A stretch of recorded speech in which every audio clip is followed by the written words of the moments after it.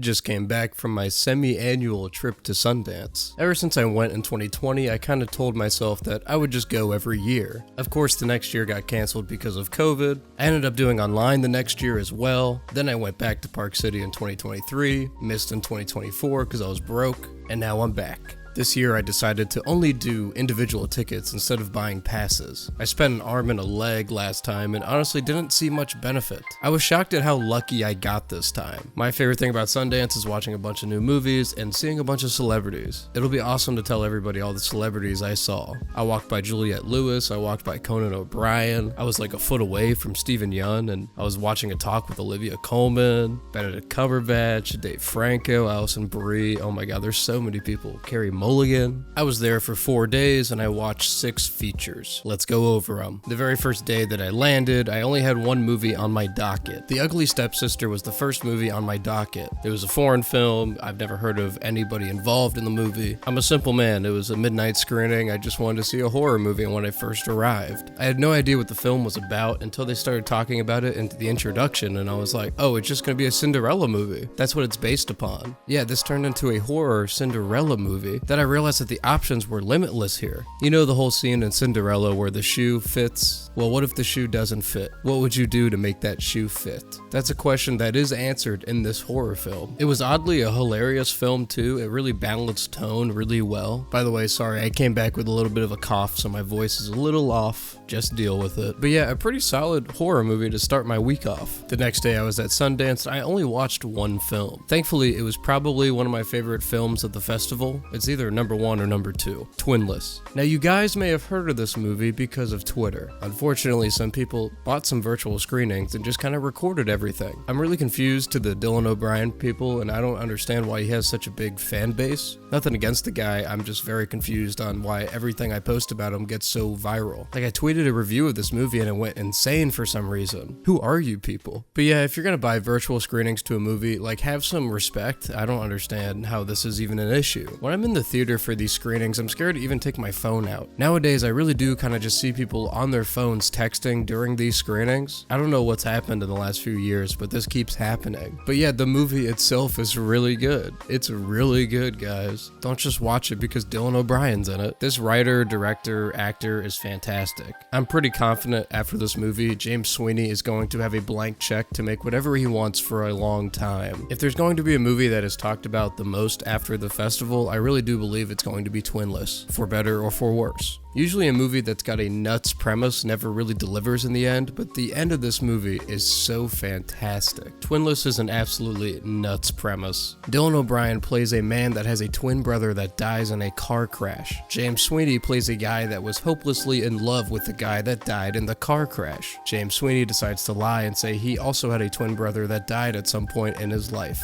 He then joins a support group with hopes of getting closer to Dylan O'Brien's character. It's hard to say if this movie is a drama first or a comedy first, but whatever it is, it's really good at both. You can be laughing your absolute ass off at any moment in this film, and then you can be sitting back in your chair going, wow, this is super heartbreaking. Something I was really surprised by was how much craft this film had. I'm glad somebody asked during the Q&A, but there's this shot during the movie where we kind of follow the entire party, and then it ends with like a match cut. Look, if there's clips going around about this movie, that should be the clip that goes around. If there's any takeaway from this video, it's to watch out for James Sweeney. The next day, I watched The Ballad of Wallis Island. It's a very cute British film. It's about a musician that gets invited to a private island for a gig. What he doesn't realize is the rich guy really wants him to get back together with his old bandmate, his old wife. The folk music is fantastic in this film, but it's also just a really charming film. Obviously it's beautiful because it's set on this beautiful island, but this movie felt like a warm hug. It's the sweetest thing ever. It's not like I walked away from this film like just absolutely stunned at how good it was, but it just left a massive smile on my face. Carey Mulligan is really solid in her small role here. Then to finish off the night, I watched a Benedict Cumberbatch movie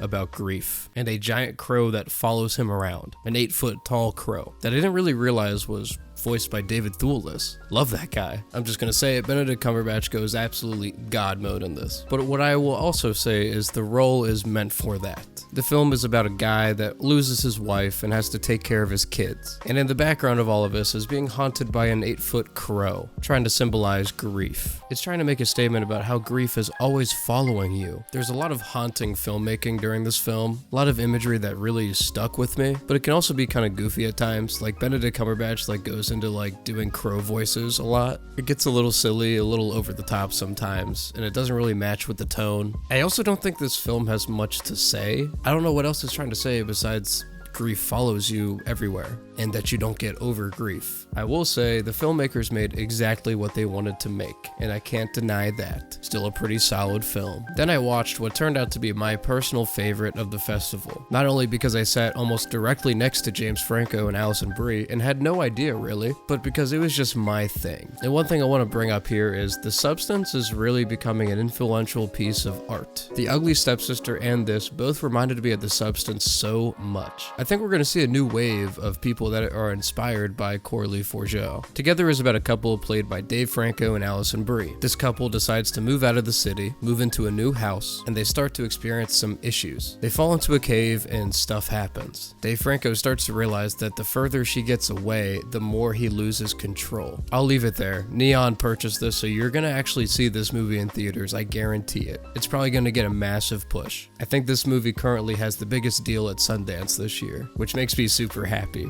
I love a horror movie that decides to ask a lot of questions, and it really explores the theme of how scary relationships can be. It is being described as the perfect first date movie. That's up there with saying Irreversible is a perfect first date movie, man. There is a gross out scene in a bathroom that will make you look away, especially if you're a guy. Yeah, man, look out for Michael Shanks. He definitely knows what he's doing behind the camera. He was also a very funny person in his Q&A, but that was my last film of Sundance. Thankfully, it was the greatest screening. I don't know how I got so close. I was 400th in the wait list, and I was 4 rows back. I do think, unfortunately, I'm not going back to Park City anytime soon, and it sounds like the festival is moving to Boulder in 2027. My plan is probably just to prepare for Boulder in 2027, but yeah, it needed to move out of Park City. It was too small for it. They also need somebody to make a great app, because they cannot get the app right. They have to make a new one every year, and it sucks even more every single year. If you've never gone, I really suggest going. It's really nice to watch films before they have critic reviews. I'm gonna be honest, man, if a movie has